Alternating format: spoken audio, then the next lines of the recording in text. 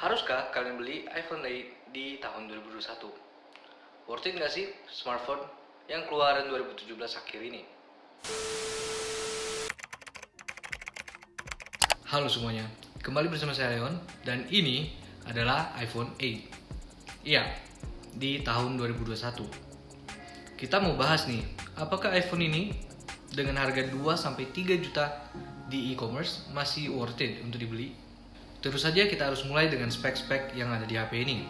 iPhone ini memiliki CPU 10 nanometer A11 Bionic, 2 GB RAM yang artinya setengah dari 4 GB dari iPhone 12. Dari 64 GB, 128 sampai 256 GB untuk penyimpanan.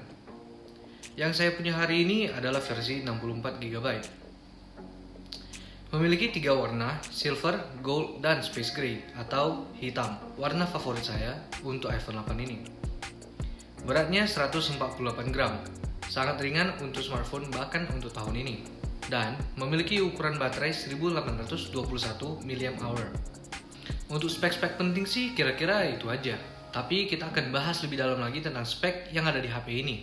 Nah, untuk build quality, iPhone 8 ini adalah iPhone pertama yang memakai glass panel di bagian belakang dan masih memiliki desain yang mirip dengan iPhone 7. Walaupun di iPhone 8 ini masih memiliki screen frame yang tebal, HP ini masih bisa terlihat sangat fresh dan modern karena desain glass panel yang dimilikinya.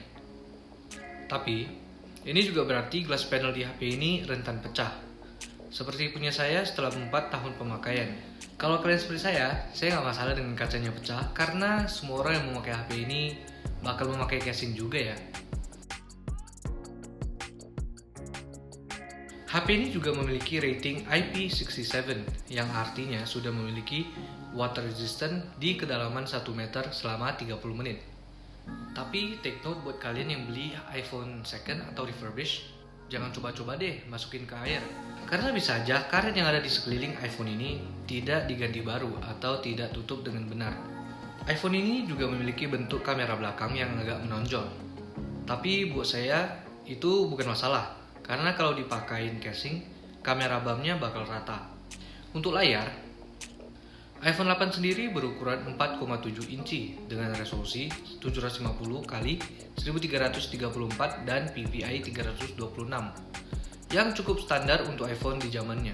Dengan Retina LCD-nya si Apple, warna dan ketajaman dari layar ini membuat menonton YouTube dan Netflix sangat enjoyable, sehingga masih bisa dibanding dengan smartphone baru yang ada di market. iPhone ini juga adalah iPhone yang pertama yang mengimplementasikan True Tone, sebuah fitur yang bisa color correct layarnya dengan melihat warna di lingkungan HP-nya, supaya tidak membuat mata cepat capek melihat layar ini. Terus 3D Touch. iPhone 8 ini adalah iPhone terakhir yang memiliki fitur ini. Kalau bisa jujur, saya sendiri sangat suka dengan 3D Touch, apalagi di zaman saya main PUBG Mobile. Namun 3D Touch sendiri di iPhone 8 sudah tidak terasa seperti dulu lagi, dikarenakan iPhone setelahnya yang menggunakan 3D Touch dengan time based dibanding weight based di iPhone 8 dan mengharuskan Apple untuk nge-sync antara kedua fitur itu. Tapi mau gimana pun 3D Touch yang ada di iPhone 8 ini masih menjadi fitur favorit saya.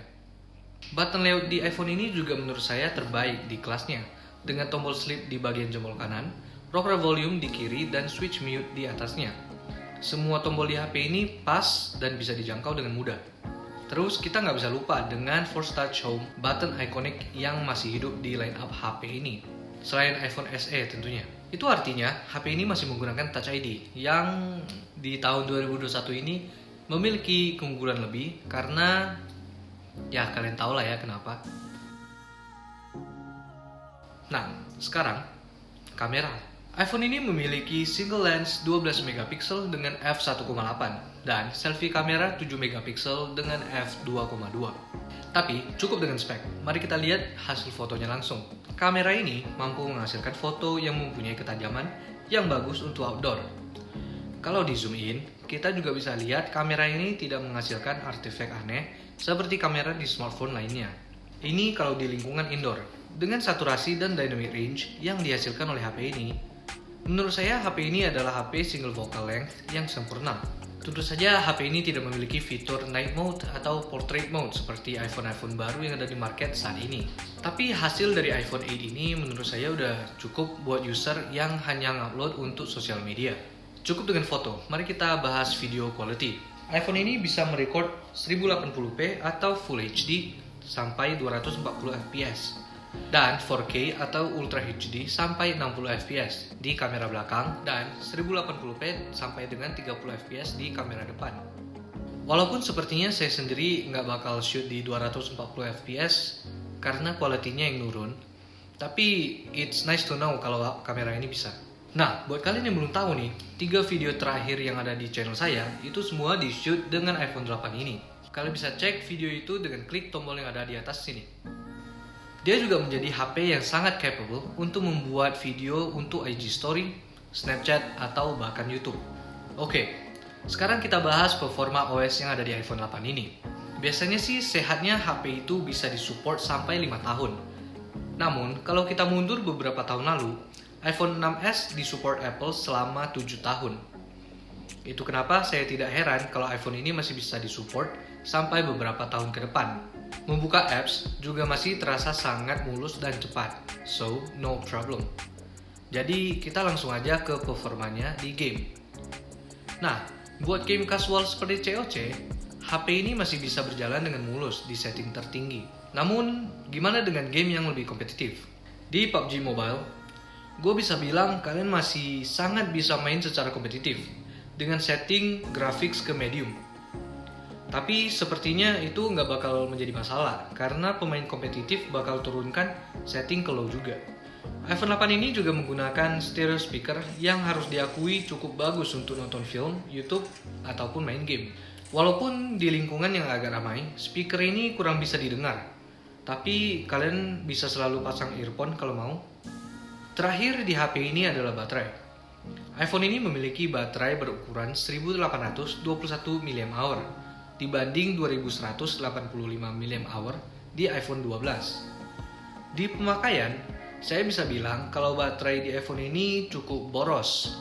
Apalagi buat kalian yang suka main game atau nonton YouTube berjam-jam.